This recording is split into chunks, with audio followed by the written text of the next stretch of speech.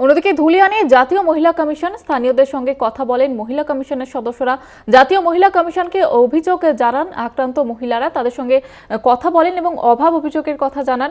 ধুলিয়ানে জাতীয় মহিলা কমিশনের চেয়ারপারসন তিনি সাধারণ মহিলাদের সঙ্গে কথা বলেন সেখানকার, এবং তিনি কিন্তু জানিয়ে দিয়েছেন যে জাফরাবাদে যাওয়ার কথাও। মুর্শিদাবাদের ধুলিয়ানের যে পরিস্থিতি, সেখানে মহিলাদের সঙ্গে কথা বলছেন জাতীয় মহিলা কমিশনের সদস্যরা এবং আক্রান্তদের বাড়ি গিয়ে তাদের সঙ্গে কথা বলেন।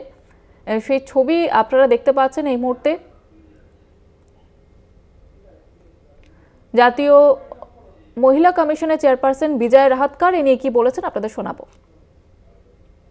फिलहाल इसी को ही देख रहे हैं, इन लोगों को समझ पा रहे हैं, उनका दर्द दुख हम समझ पा रहे हैं।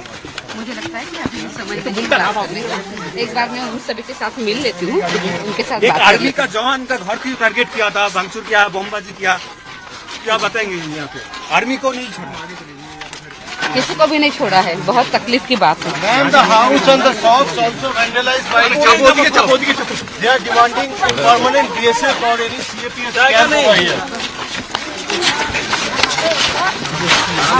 हम थोड़ा सा एक बार जब सबके साथ दौरा होगा उसके बाद बात करेंगे।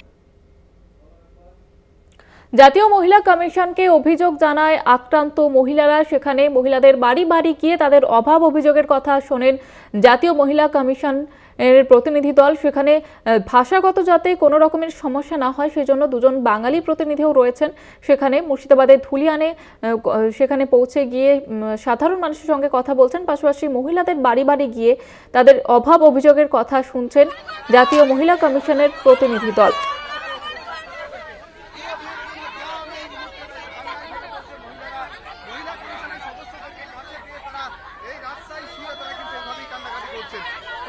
তাদেরকে চেষ্টা হচ্ছে, তারা নিজেদের সুরক্ষার দাবি করছে।